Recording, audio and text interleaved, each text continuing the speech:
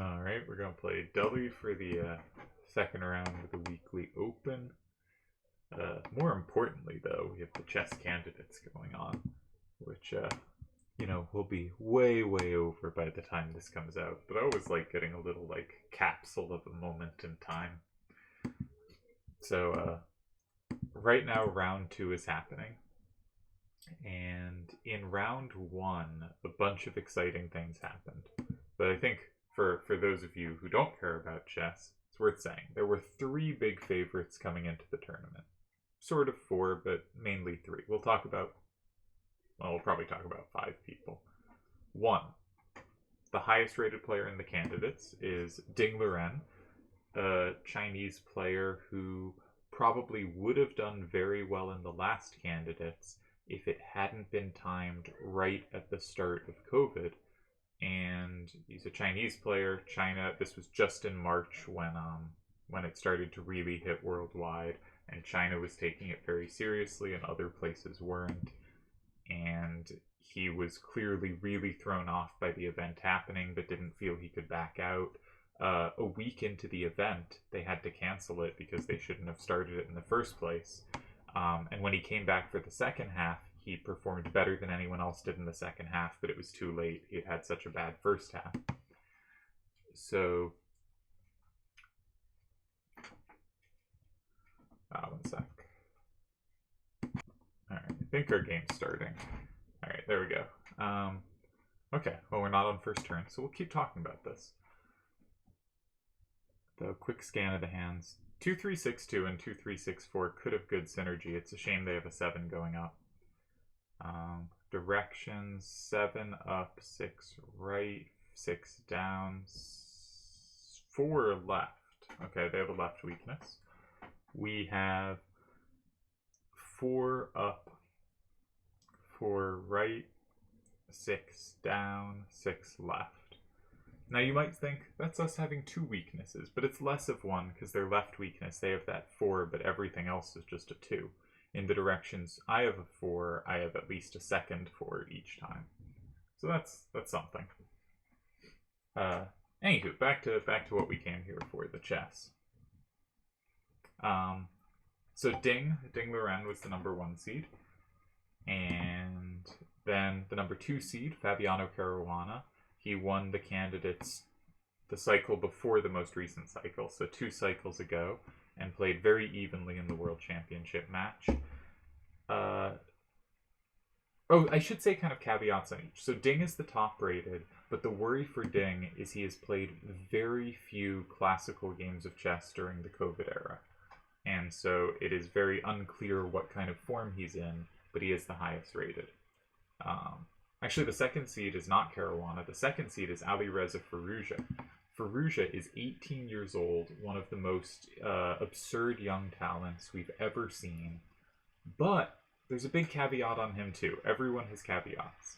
He was ranked around 25th in the world, and then he won 3 tournaments in a row to rocket up to number 2, and then he went radio silent for 9 months, just prepared for the candidates, which is the tournament that determines who will face the world champion for the World Championship. Plays nothing for 9 months, is just preparing. And when he's that young, it's possible he's improving massive amounts, but it's also possible he's stalled. It's possible his recent results were, a random hot streak, and he's not near that level yet. Very unclear. And so he goes on, he disappears for 9 months, he plays 1 tournament back before this candidate starts, and he does badly. Not terribly, he's still the 2 seed, but badly. He scores under 50% against kind of top 10-ish players. And the other caveat with him is his crazy run up the rankings is because he absolutely crushed anyone who's not top 20 in the world. His record against the top 20 in the world was fine, but not notable. The reason his rating went up so much is he crushed the weaker players. So it is also unclear how well he performs against the absolute best. So some big questions on him, but it's also, if there's any one player in the field who's just way better than we think, it would be him, right? Very young, just took this big preparation break, could be coming out with stuff we just haven't seen before. The third seed is Fabiano Caruana. Um, Caruana has been the most consistent candidates performer. He's played in more candidates than any other player. He's always at the top end of the field. He won one of them. He's very good. I think he's kind of, in general, the safe kind of, this player's gonna be really good here pick. And he's been number 2 or number 3 in the world for a while. And obviously, or not obviously, because sometimes it's not the case, but the world champion has been number 1. So he's usually been rated the highest player that isn't the world champion, sometimes by a decent margin. The downside for him, I think, is the last year and a half, he's been worse. His rating has declined. Not a lot, but a little. And also, he split from his longtime second, who I think there is a good case, based on the places he's been, is the best second in the world, the best leader of a team, or if not the best, very, very close. But probably the best, Kazimjanov. So he does have, I think, a objectively worse team around him, and has been performing worse with it. And if someone's just performing a little worse, not that much worse, we might not read that much into it. But I think there is reason to think maybe we should read more into it here. So those are the 3 big favorites, and they all have caveats. There are 2 more players I want to talk about here. Well, Deli uses his full 7 minutes, as he's wont to do. In bookies' odds, the 4th most likely is Hikaru Nakamura, who is probably the most likely person for you to have heard of, because during the COVID era, he has gotten very popular and is spending most of his time streaming chess on Twitch. And it's sort of curious to see a high-level player switch over into the Twitch realm, but I'm sure it's more profitable and also a lot easier, right? Because he's always been this tremendous online player, online usually meaning very fast time controls. And, you know, the preparation for that is he doesn't have to do it versus, you know, top-level competitive professional chess where he has to do a ton of preparation. So I think that's been a switch he's found just makes life easier. It followed him dropping out of the top 20 in the world. He'd been a long-time top 10 player, peaking, I believe, at number 2. All right, let's figure out his starter.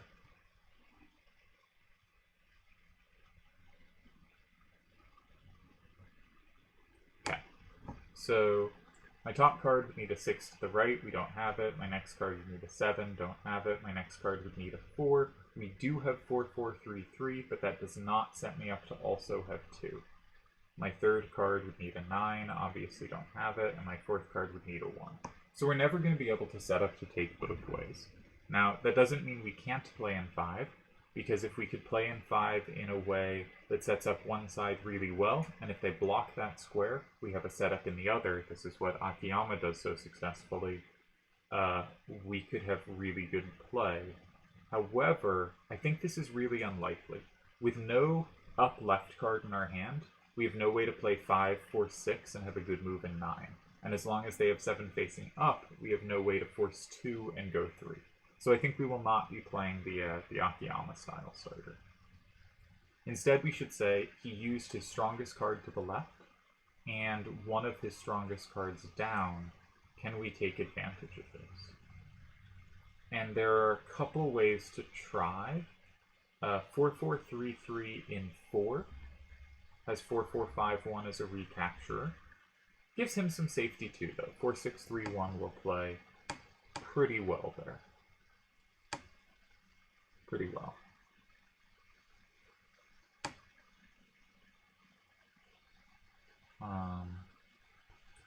Could also play... I wish going one of those cards in 1 set up anything in 2, but they don't.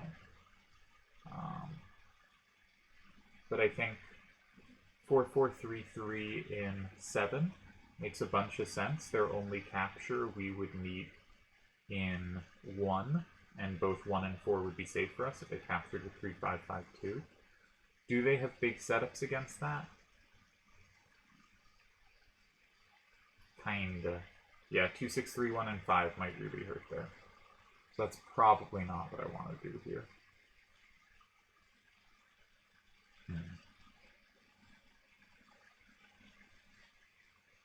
don't love my hand. It feels like their left weakness should hurt them, but I don't think it does. I don't need to use a 4 to the right, though. I was so stuck on 4s because their hand initially had this 4. But I don't actually need to do a 4 to the right. 2, 3, 6, 2, and 1 sets me up, but it sets them up too, so that's not really viable. I only have 3s and 4s right. But I could do... No, I like having the 4 up at least. So 4, 4, 3, 3 in 7, but they probably don't want to use 2, 6, 3, 1 in 5, because that at least gives me combo play in 6. I get a square. That's a pretty good square. Pretty good square. Yeah, I think I have sufficient play there. So we're going to try it and get back to what you came here for. I think it's worth keeping the 4-4-5-1. I think that's the better card here than the 4-4-3-3.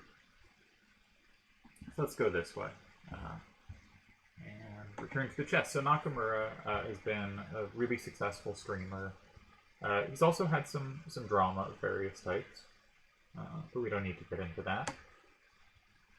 I feel sometimes I enjoy Nakamura and sometimes I don't. I have kind of mixed feelings there. But he has a bunch of question marks because basically what happened with him, it's kind of similar to Faruja, but instead of being super young, he's on the older side of where modern top players are.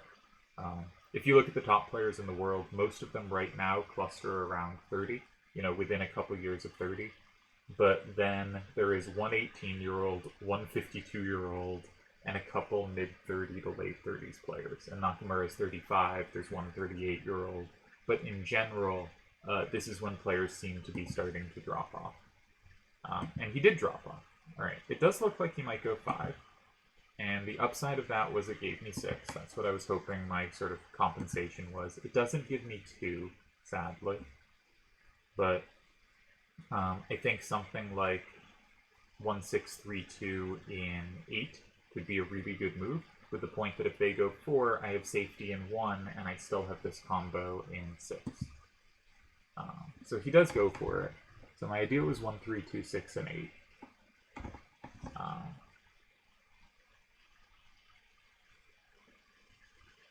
They can play 3-5-5-2 and 4 instead of 4-6-3-1, because it sets up 4-6-3-1, but that doesn't mean they have to use it. And that would mean the remaining 2 cards actually cover anything I could put in 1, right? My 3 to the left is covered by 7-1-3-2, and my 4 to the left is covered by 4-6-3-1. Do I care? Probably I do.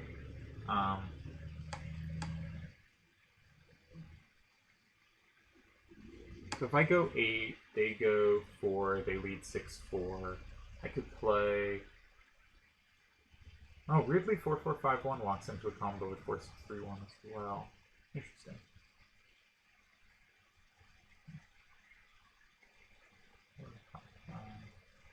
That line uses. Oh, maybe that doesn't work. Maybe that doesn't work.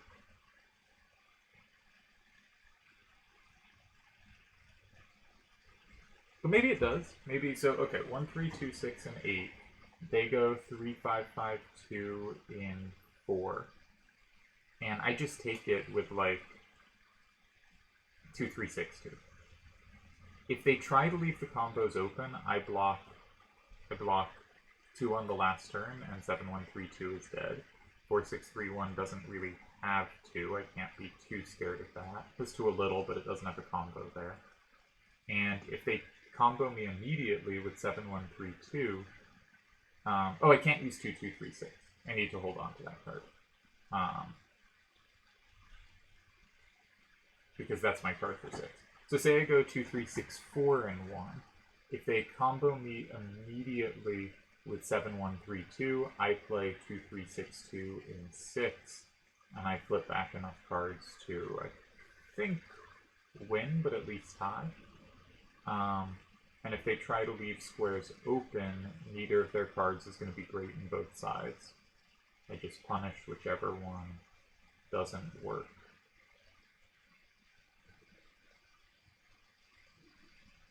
They can also meet 6 in 2, but again, as long as I have 2, 3, 6, 2 ready for 6.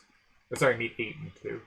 So I think 1, 3, 2, 6, 8, 3, 5, 5, 2, 1, 2, 3, sorry, 1, 3, 2, 6, 8, 3, 5, 5, 2, 4, that I can play 2, 3, 6, 4, and 1.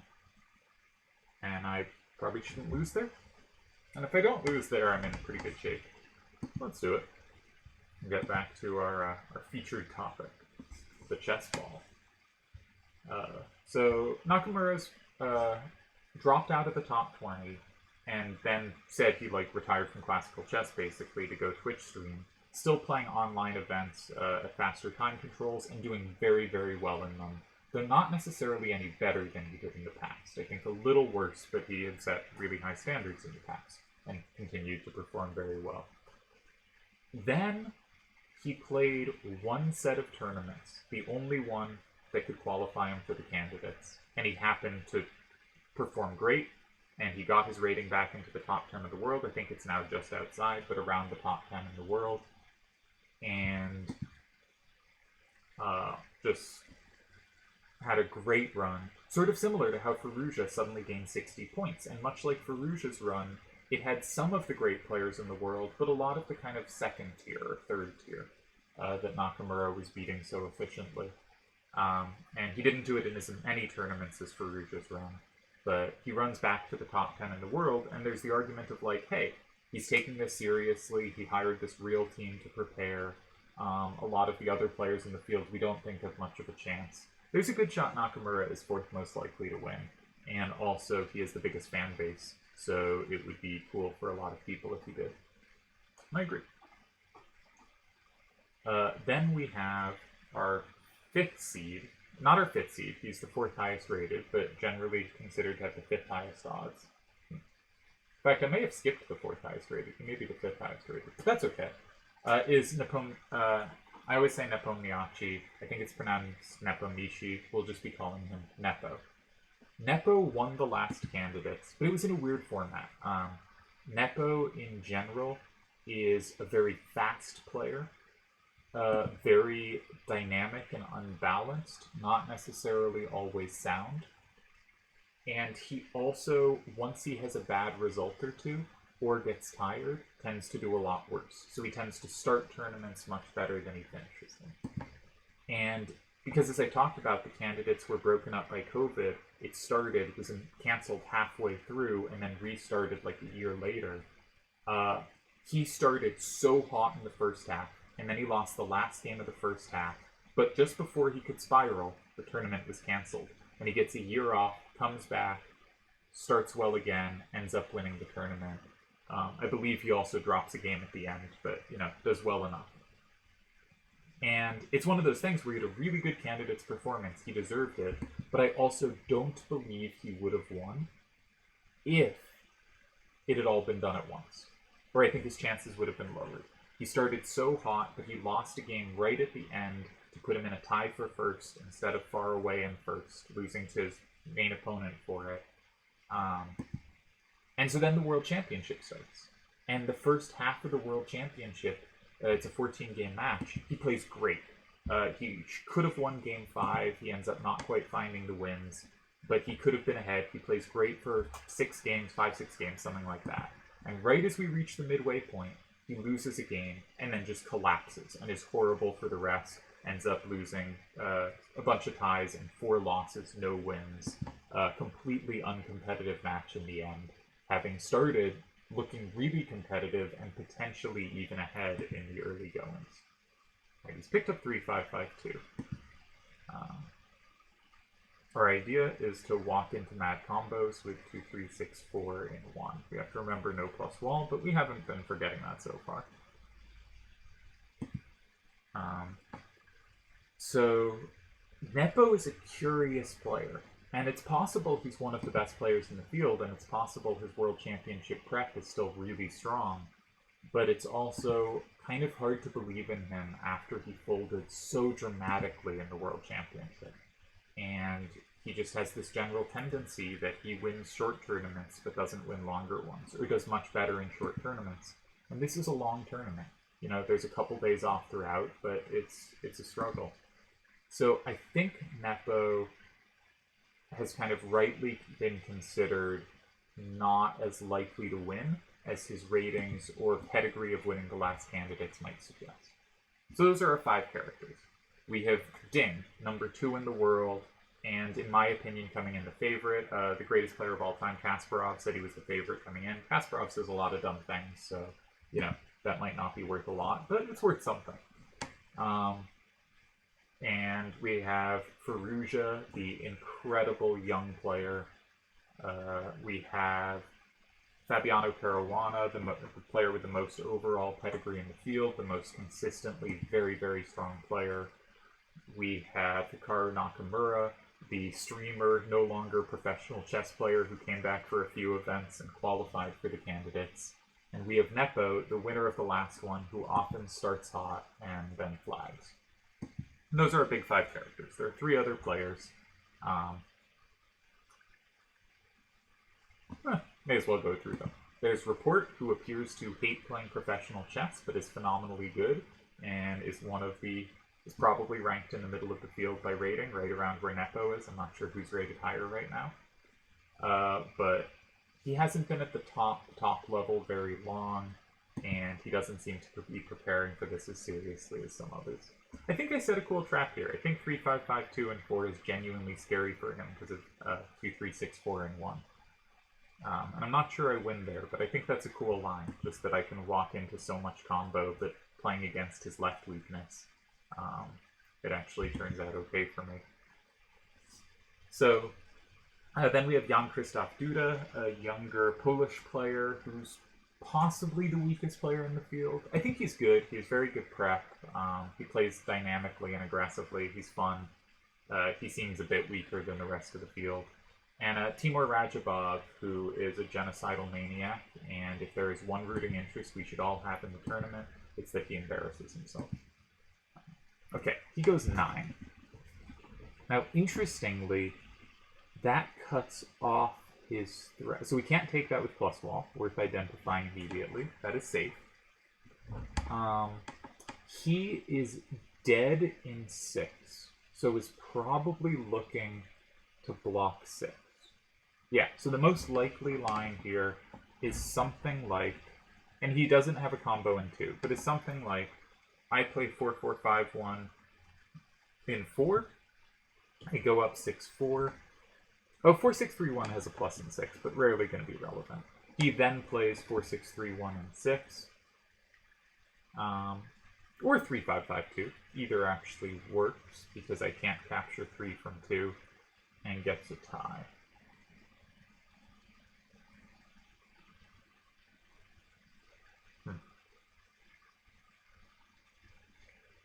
Yeah, I don't think I can win here, because even if I had some big setup in 1, because 4, 6, 3, 1 has that plus in 6 and multiple captures from 2, I don't think I can ever be enough ahead to win this.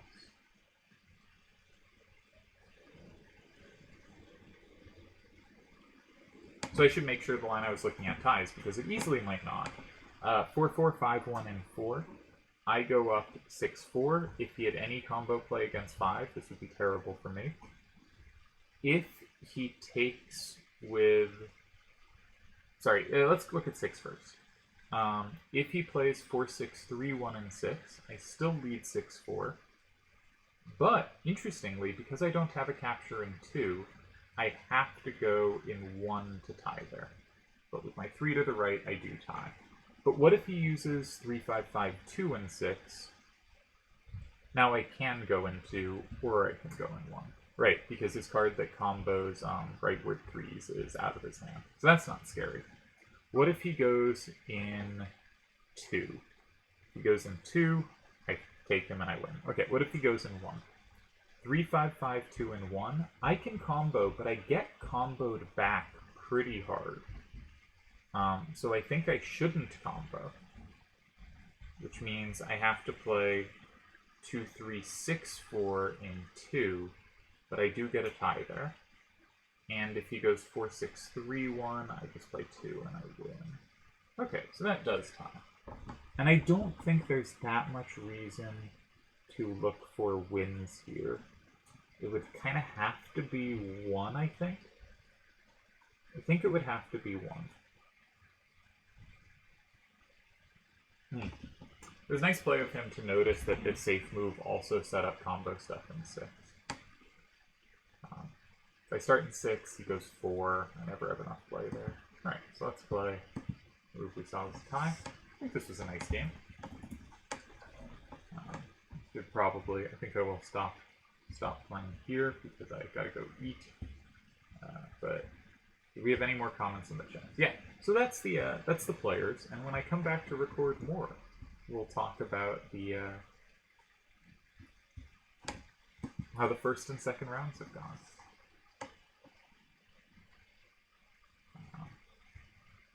Because that's an interesting question, of course. Because, you know, we come in with our favorites, but the first round has turned everything upside down. I've tried not to spoil anything, but those were the 5 players who looked like they mattered more at the start.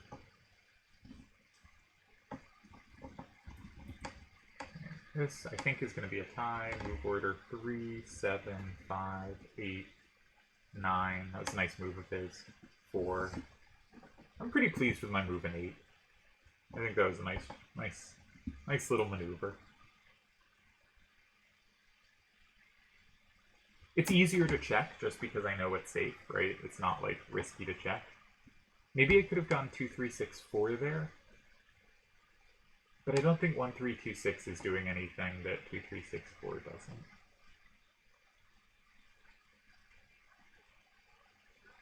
Yeah, I mean, it doesn't even win in lines where if they go like 4, 6, 3, 1, 6 here, it's not like 1, 3, 2, 6, and 5 wins, and 2 wins, because while it can't be captured, it also doesn't take anything, so I'm still just up 6, 4. They do it the proper way, because they now win if I go in 2, but I can go 1. So move order was 4, 6, 1, 2, GG.